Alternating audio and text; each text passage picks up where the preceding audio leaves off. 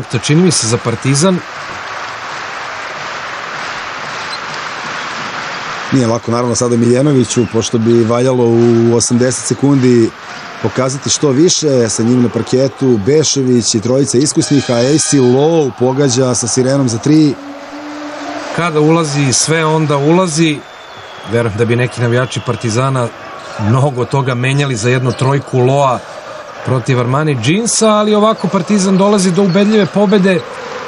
Još jednom potvrda da Zvezda trenutno nema konkurentan tim za ovo takmičenje i ponovit će se, verujem, ista priča Svetislava Pešića, ali ono što treba da zabrine navijače Crvene Zvezde, činjenica da iako će se sklopiti neke kockice na ovoj pauzi, crveno-bele čeka vrlo težak raspored u drugom delu sezone. Sada se igra rekreativno 82-65. Crveno-beli su imali izvanredan početak sezone, odnosno raspored na početku sezone, međutim imali su neuigranu ekipu, dosta povređenih igrača i očigledno i nedostatak kvaliteta i sada će to biti još teže. Pogađa i Miljenović za 3 poena, kažem, kad ide, onda ide.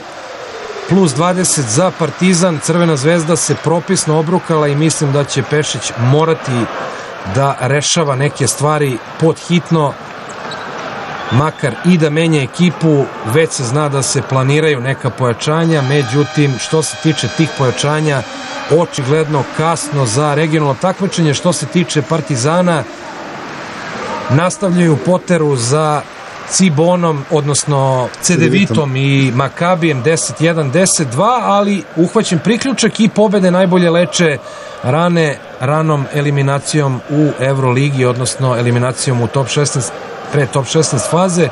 Na kraju 23 poena, meč vinera Dragana Milosavljevića. Zvezda prišla u 2 navrata na 9, ali Milosavljević vezao 2 trojke, još jedna kecmana o tablu.